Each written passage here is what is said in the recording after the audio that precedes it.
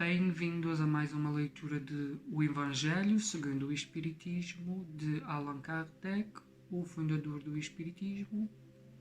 E hoje vamos dar continuidade à leitura. Hoje temos o capítulo número 10, Bem-aventurados os misericordiosos. Aqui iremos ver: perdoai para que Deus vos perdoe, reconciliar-se com os adversários, o sacrifício mais agradável a Deus, o argueiro e a trave no olho, não julgueis para não serdes julgados, aquele que estiver sem pecado atire a primeira pedra, instruções dos espíritos, perdão das ofensas, a indulgência, é permitido repreender os outros, observar as suas imperfeições e divulgar o mal alheio. Então, começamos com perdoai para que Deus vos perdoe. Ponto número 1. Bem-aventurados os misericordiosos, pois eles terão misericórdia. Mateus, versículo 7. 2.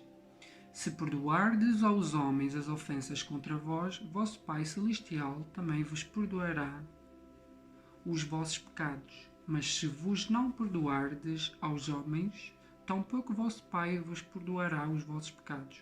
Mateus, versículo 1, 14 a 15.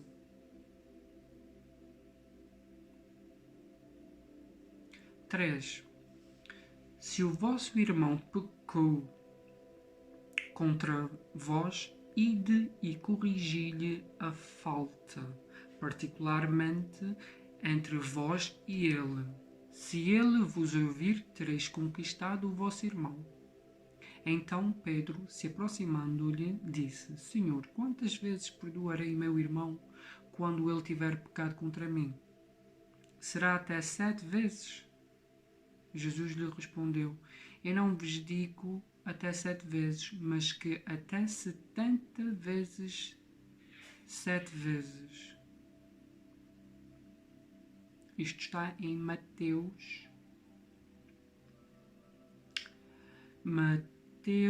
18, 15, 21 e 22. Vocês podem averiguar isto na Bíblia. Ponto número 4. A misericórdia é o complemento da mansuetude, pois os que não são misericordiosos também não são mansos e pacíficos. Ela consiste no esquecimento e no perdão das ofensas. O ódio e o rancor denotam uma alma sem elevação e sem grandeza. O esquecimento das ofensas é o próprio das almas elevadas, que estão acima do mal que lhe quiseram fazer. Uma está sempre ansiosa, de uma sensibilidade sombria e amargurada. A outra é calma, cheia de mansuetude e caridade. Infelizmente, daquele que diz: Eu não perdoarei nunca, pois se ele não for condenado pelos homens, o será certamente por Deus. Que direito tem aquele que pede o perdão pelas suas próprias faltas, se ele mesmo não perdoa os outros? Jesus nos ensina que a misericórdia não deve ter limites, quando diz que para perdoar seu irmão não 7 vezes, mas 70 vezes 7 vezes. Mas há 2 maneiras bem diferentes de perdoar. Uma é grande, nobre, realmente generosa. Em segunda intenção, tratando com delicadeza o amor próprio e a suscetibilidade do adversário, mesmo quando a culpa for totalmente dele. A segunda é quando o ofendido, ou aquele que assim se julga, impõe ao outro condições humilhantes, fazendo-o sentir o peso do perdão que irrita, em vez de acalmar. Se, estendo a mão, não é por benevolência, mas por ostentação, a fim de poder dizer a todos: vejam como eu sou generoso. Em tais circunstâncias, é impossível que a reconciliação seja sincera de ambas as partes. Não, isso não é generosidade, mas uma maneira de satisfazer o orgulho. Em todas as contendas, aquele que se revela mais conciliador, que mostra maior desinteresse, caridade e verdadeira grandeza de alma, conquistará sempre a simpatia das pessoas imparciais. Reconciliar-se com os adversários. Ponto número 5. Reconcilia-te o mais cedo possível com o teu adversário, enquanto estás junto dele, para que ele não te entregue ao juiz, e este não te entregue ao seu ministro para seres preso. Eu te digo em verdade que de lá não sairás enquanto não pagares até o último ceitil. Isto está em Mateus, versículo 25 e 26. Ponto número 6. Há nas práticas do perdão e do bem em geral, mais do que um efeito moral, há também um efeito material. A morte, já sabemos, não nos livra dos nossos inimigos. Os espíritos vingativos perseguem frequentemente, com o seu ódio, além do túmulo, aqueles contra quem conservaram algum rancor. É por isso que o provérbio "morto o cão, acaba a raiva" é falso, quando aplicado ao homem. O espírito mau espera que aquele a quem quer mal esteja encarnado para atormentá-lo mais facilmente, atingindo-o em seus interesses ou em seus afetos mais caros. É preciso ver nesse fato a causa da maior parte dos casos de obsessão, daqueles principalmente que apresentam uma certa gravidade, como a subjugação e a possessão. O obsidiado e o obsessor são quase sempre vítimas de uma vingança anterior, a que deram motivo por sua conduta. Deus permite a situação atual para os punir do mal que fizeram por si mesmos, ou, se não o fizeram, por haverem faltado com a indulgência e a caridade, deixando de perdoar.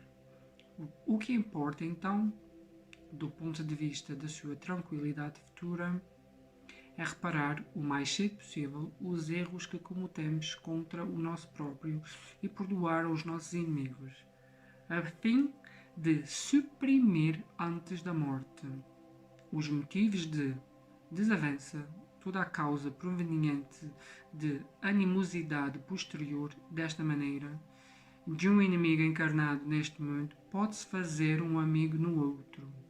De qualquer forma, coloca-se o bem acima de tudo, e Deus não deixa aquele que perdoou ao sabor da vingança.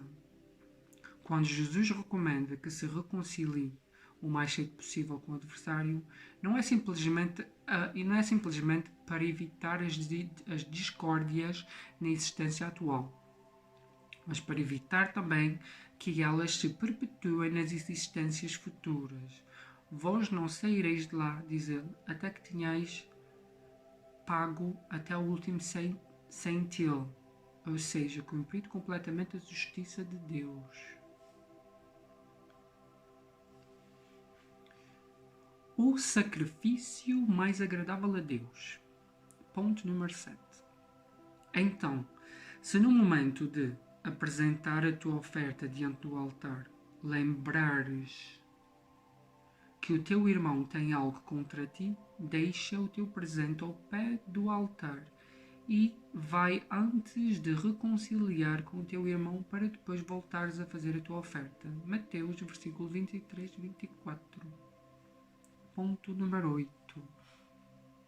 Quando Jesus disse: vai reconciliar-te com o teu irmão antes de apresentar a tua oferta ao altar, ele ensina que o sacrifício mais agradável ao Senhor é o do seu próprio ressentimento, que, antes de se apresentar a Ele para ser perdoado, é preciso que se perdoe aos outros.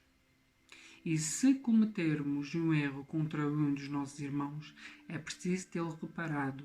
Só assim a oferta será aceita, pois virá de um coração puro de qualquer mau pensamento. Ele materializa esse preceito porque os judeus ofereciam sacrifícios materiais e era preciso conciliar as suas palavras aos costumes do povo. O cristão não oferece presentes materiais, pois que espiritualizou o sacrifício, mas nem por isso o preceito tem menos força para ele. Ele oferece sua alma a Deus e essa alma deve estar purificada. Ao entrar no templo do Senhor, deve deixar lá fora todo sentimento de ódio e de animosidade e todo mau pensamento contra o seu irmão. Somente assim a sua prece será levada pelos anjos aos pés do Eterno. É isso o que ensinam as palavras de Jesus. Deixai a tua oferta aos pés do altar e vai primeiro te reconciliar com o teu irmão, se queres ser agradável ao Senhor. O argueiro e a trave no olho. Ponto número 9. Porque vejo um argueiro no olho de teu irmão e não vês a trave no teu? Como dizes ao teu irmão, deixa-me tirar um argueiro de teu olho, se tens uma trave no teu? Hipócrita, tirai primeiramente a trave de teu olho, e então verás como hás de tirar o argueiro do olho de teu irmão. Mateus 7, 3, 5.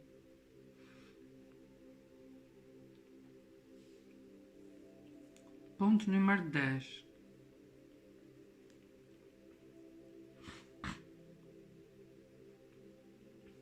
Um dos caprichos da humanidade é ver o mal alheio antes de ver aquele que está em nós. Para julgar-se a si mesmo, será preciso mirar-se no espelho, transportar-se de alguma forma para dentro de si mesmo e considerar-se como outra pessoa, perguntando: o que pensaria eu se visse alguém fazendo o que eu faço? É o orgulho, incontestavelmente, o que leva o homem a dissimular as suas próprias faltas, tanto morais como físicas. Esse capricho é essencialmente contrário à caridade, pois a verdadeira caridade é modesta, simples e indulgente. A caridade orgulhosa não tem sentido, já que esses dois sentimentos se neutralizam mutuamente. De facto, como um homem tão fútil para acreditar na importância da sua personalidade e na supremacia de suas qualidades, poderia ter ao menos tanta abnegação para fazer ressaltar nos outros o bem que poderia eclipsá-lo, em vez do mal que poderia colocá-lo em destaque. Se o orgulho é a fonte de muitos vícios, é também a negação de muitas virtudes. Nós o encontramos no fundo e como móvel de quase todas as ações. Foi por isso que Jesus se empenhou em combatê-lo como o principal obstáculo ao progresso.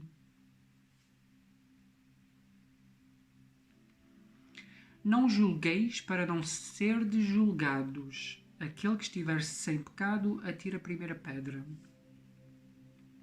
Ponto número 11. Não julgueis para não serdes julgados, pois sereis julgados da mesma maneira como julgardes os outros, e se usará para convosco da mesma medida com que medirdes a eles. Mateus 7, 1, 2. Ponto número 12. Então os escribas e os fariseus lhe levaram uma mulher que havia sido apanhada em adultério e puseram-na no meio do povo, dizendo a Jesus: Mestre, esta mulher foi surpreendida em adultério. Moisés nos ordena na lei que apedrejemos as adúlteras. O que achas disso? Eles disseram isso para tentá-lo, para o poderem acusar. Mas Jesus, abaixando-se, pôs-se a escrever com o dedo na terra. Como eles continuassem a interrogá-lo, ele se levantou e lhes disse: aquele dentre vós que estiver sem pecado, atire-lhe a primeira pedra. Depois, abaixando-se de novo, ele continuou a escrever na terra.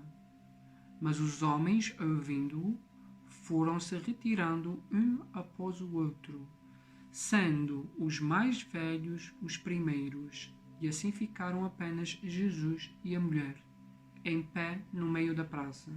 Jesus, então, levantando-se, lhe disse: Mulher, onde estão os teus acusadores?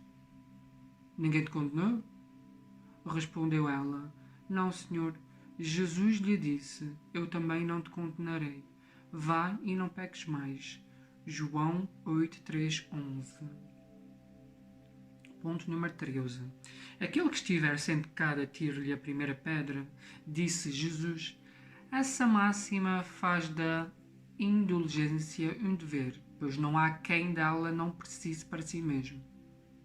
Ela nos ensina que não devemos julgar os outros mais severamente do que julgamos a nós mesmos, nem condenar os outros o que nos desculpamos em nós. Antes de recriminar a falta de alguém, vejamos se a mesma reprovação nos caberia. A censura lançada sobre a conduta alheia pode ter dois motivos: reprimir o mal ou desacreditar a pessoa cujos atos criticamos.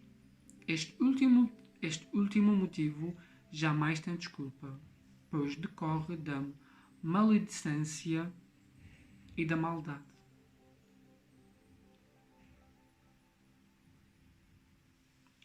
O primeiro pode ser louvável. O primeiro pode ser louvável e torna-se mesmo um dever em certos casos, já que dele deve resultar um bem, e porque sem ele o mal nunca seria reprimido na sociedade. O homem, além disso, não deve ajudar no progresso de seu semelhante. Aqui é uma pergunta. O homem, além disso, não deve ajudar no progresso de seu semelhante? É preciso, entretanto, não tomar esse princípio no sentido absoluto. Não julgueis para não ser julgados, pois a letra mata e o espírito vivifica. Jesus não podia proibir a censura do mal, já que ele mesmo nos deu o exemplo disso, e o fez em termos enérgicos. Mas quis dizer que a autoridade da censura está na razão da autoridade moral daquele que a pronuncia. Tornar-se culpável daquilo que condenamos nos outros é abdicar dessa autoridade. É, além disso, arrogar-se arbitrariamente o direito de repressão. A consciência íntima, além do mais, refuta qualquer respeito e toda a submissão voluntária àquele que, estando investido de um poder qualquer, viola as leis e os princípios que está encarregado de aplicar. A única autoridade legítima aos olhos de Deus é a que se apoia no bom exemplo. É o que sobressai igualmente das palavras de Jesus. Instruções dos Espíritos, perdão das ofensas. Temos aqui Simeão Bourdieu, 1862, o ponto número 14. Quantas vezes perdoarei o meu irmão? Ou quantas vezes perdoarei ao meu irmão? Perdoareis não apenas 7 vezes, mas 70 vezes 7. Essas são algumas das palavras de Jesus que mais devem tocar a vossa inteligência e falar mais alto ao vosso coração. Comparai estas palavras misericordiosas com a prece tão simples, tão resumida e ao mesmo tempo tão grande nas suas aspirações, e que Jesus ensinou aos seus discípulos, e encontrareis sempre o mesmo pensamento.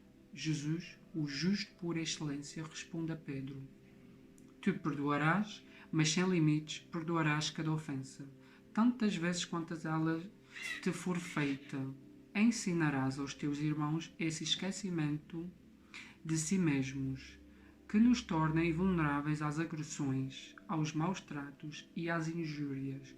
Serás doce e humilde de coração, não medindo jamais a tua mansuetude. E farás, enfim, para os outros o que desejares que o Pai Celestial faça por ti. Ele não te perdoou tantas vezes? Contastes o número de vezes que o teu perdão veio apagar as tuas faltas? Escutai, então, essa resposta de Jesus e, como Pedro, aplicai-a a vós mesmos. Perdoai, usai de indulgência. Sede caridosos, generosos, pródigos no vosso amor. Daí, pois, e o Senhor vos recompensará. Perdoai, pois, o Senhor vos perdoará. Curvai-vos e o Senhor vos elevará. Humilhai-vos e o Senhor vos fará sentar à sua direita. Ide, meus bem-amados, estudai e comentai essas palavras que eu vos dirijo, da parte daquele que, do alto dos esplendores celestiais, vos vê sempre e continua com amor o trabalho ingrato que começou há 18 séculos. Perdoai, pois, aos vossos irmãos, como tendes necessidade de perdão. Se os atos deles vos prejudicarem pessoalmente, é um motivo a mais para seres indulgentes, pois o mérito do perdão é proporcional à gravidade do mal. Não haveria por que não esquecer os erros dos vossos irmãos, se eles vos incomodassem apenas levemente.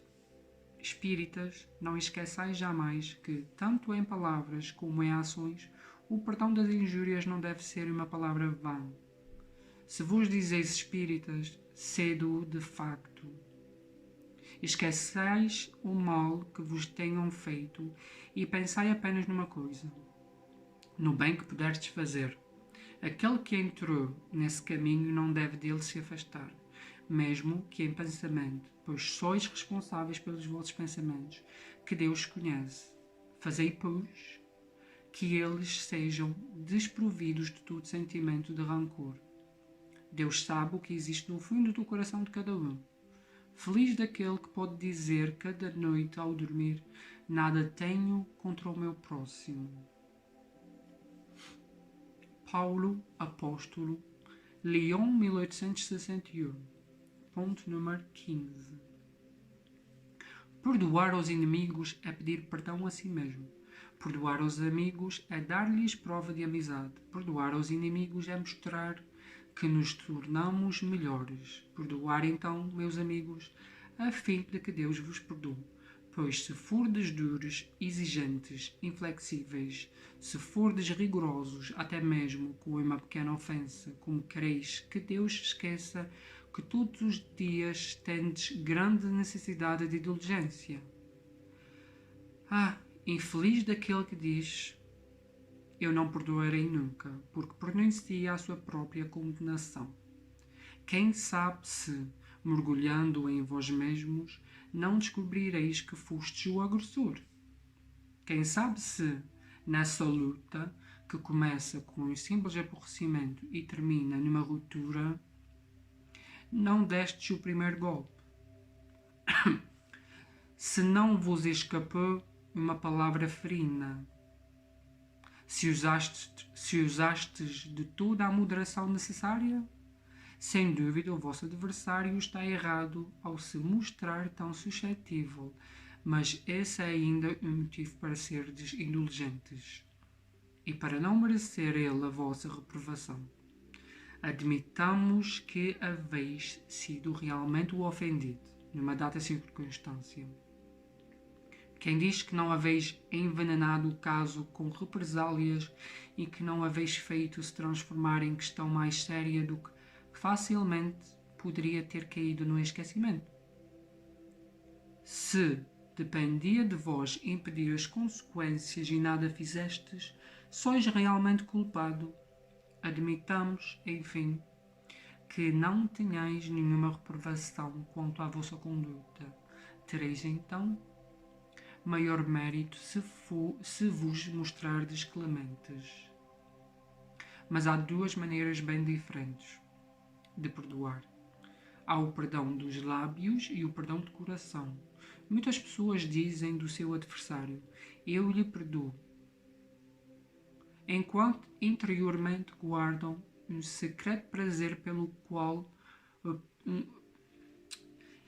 enquanto interiormente guardam um secreto prazer pelo mal que lhe acontece, dizendo para si mesmas que foi bem merecido. Quantas dizem, eu perdoo, e acrescentam, mas jamais me reconciliarei. Não quero vê-lo pelo resto da minha vida. É esse o perdão segundo o Evangelho? Não. O verdadeiro perdão, o perdão cristão, é aquele que coloca um véu sobre o passado. É o único que terá importância, pois Deus não se contenta com as aparências. Ele sonda o fundo do coração e os mais secretos pensamentos, e não se satisfaz com palavras e simples fingimentos. O esquecimento completo e absoluto das ofensas é próprio das grandes almas. O rancor é sempre um sinal de baixeza e de inferioridade. Não esqueçais que o verdadeiro perdão se reconhece muito mais pelos atos do que pelas palavras. A indulgência. José, Espírito Protetor, Bordeaux, 1863. Ponto número 16.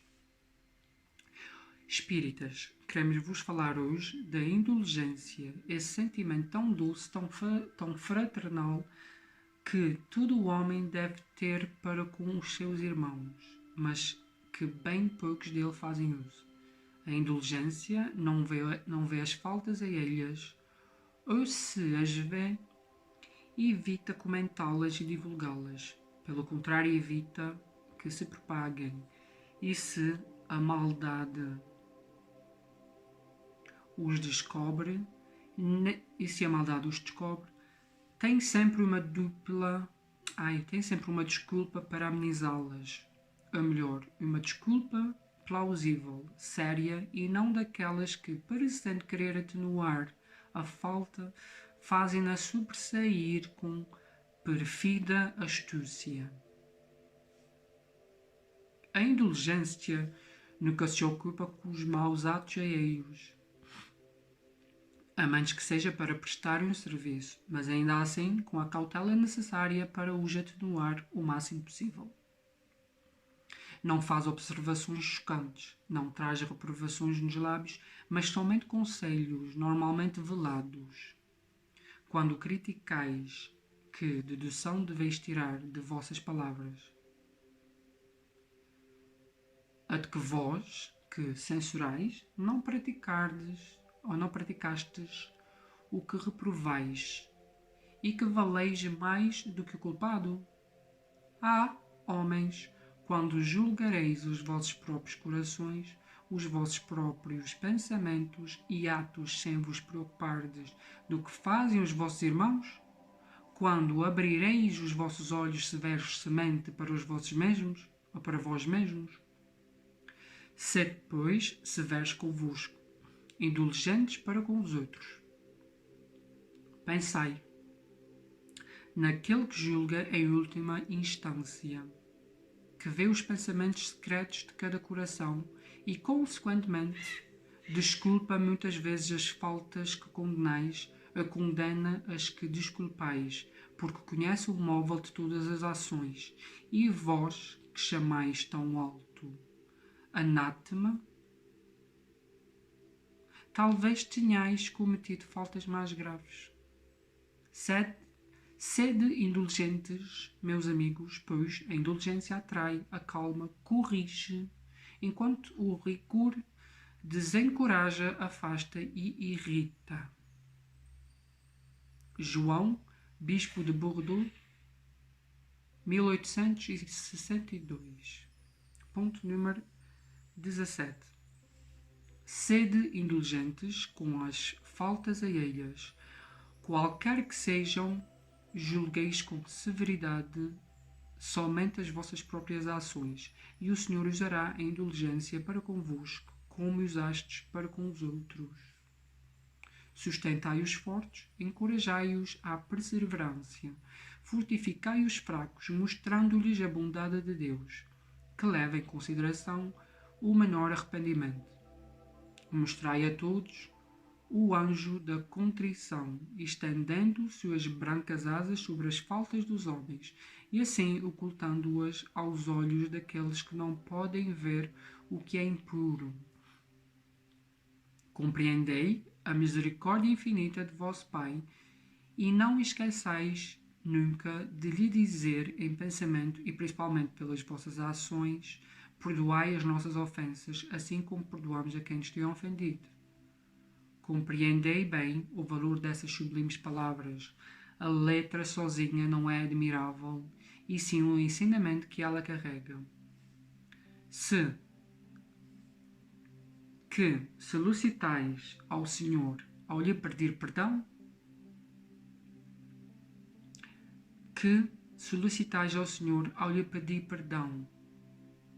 Aqui é uma pergunta. O que é que solicitamos ao Senhor ao lhe pedir perdão?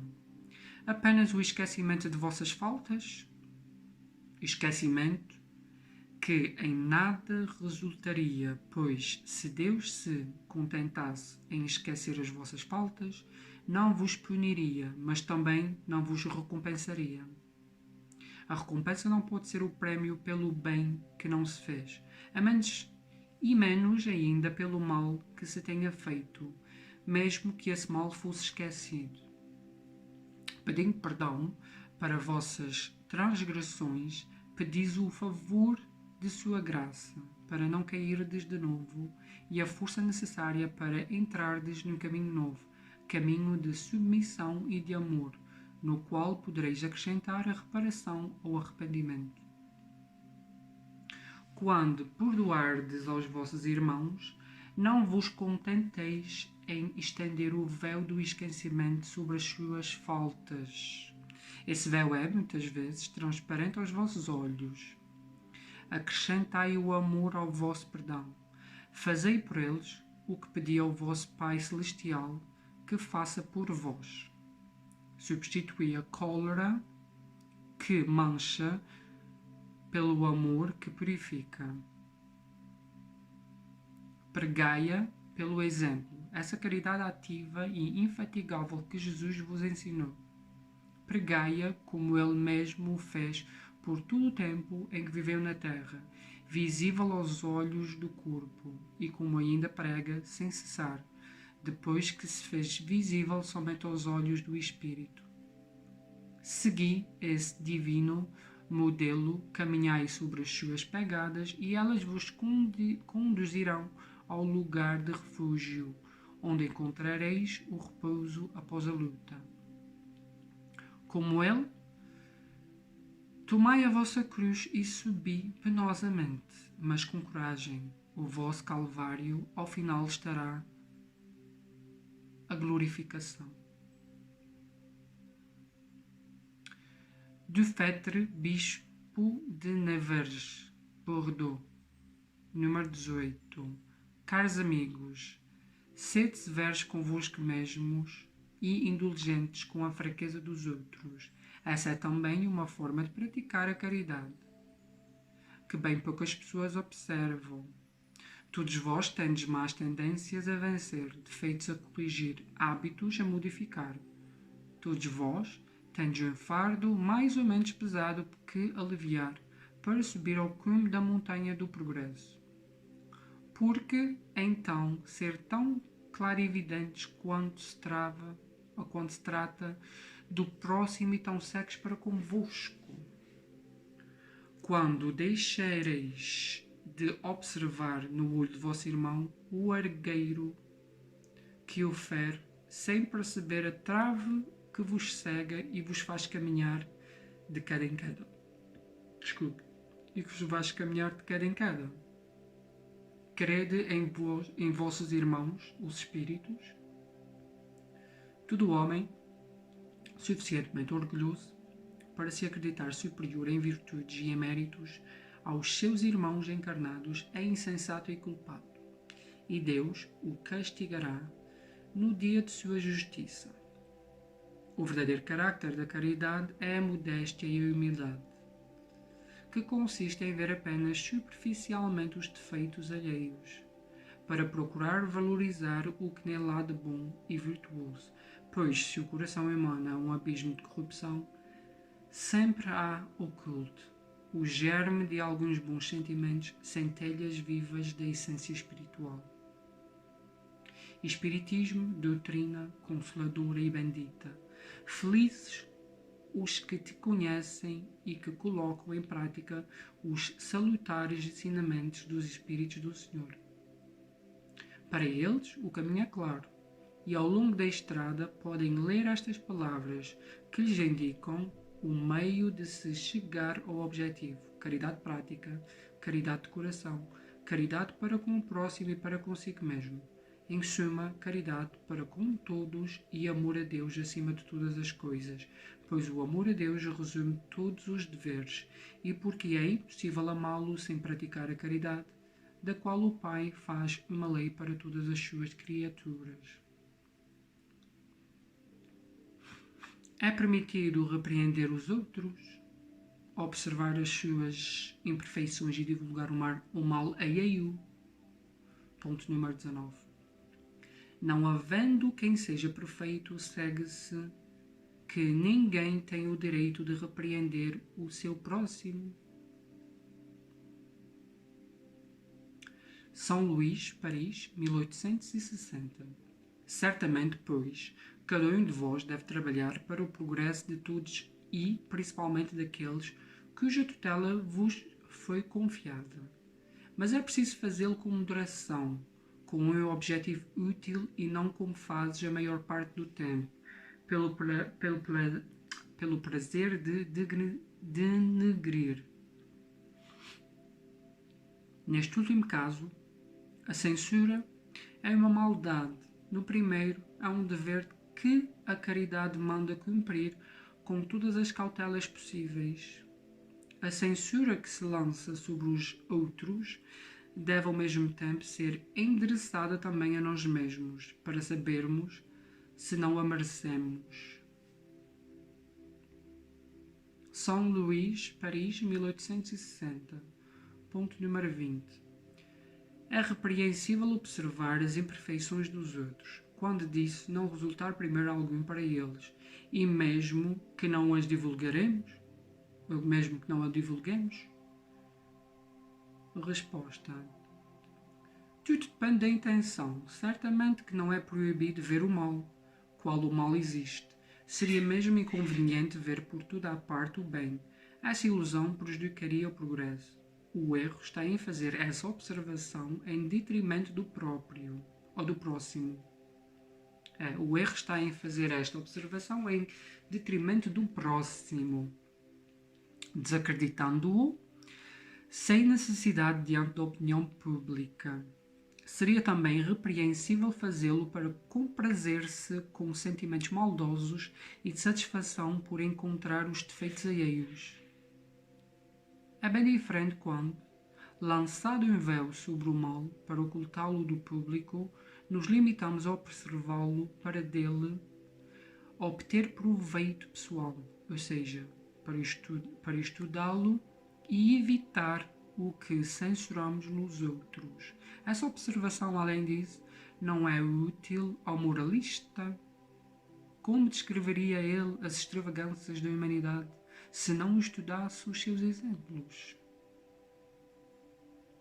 São Luís, Paris, 1860. Ponto número 21. Há casos nos quais seja útil mostrar o mal alheio? Essa questão é muito delicada e é aqui que devemos apelar para a caridade bem compreendida. Se as imperfeições de uma pessoa prejudicam apenas ela mesma, não há jamais utilidade em divulgá-las. Mas, se elas podem prejudicar os outros, é preciso preferir o interesse da maioria ao de uma só pessoa. Segundo as circunstâncias, desmascarar a hipocrisia e a falsidade pode ser um dever, pois é melhor que um só homem caia do que muitos serem enganados e se tornarem suas vítimas. Em caso semelhante, é preciso balancear as vantagens e os inconvenientes.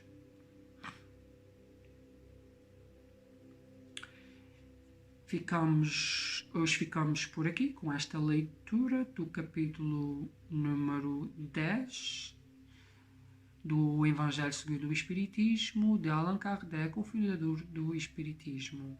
Vemo-nos na próxima leitura.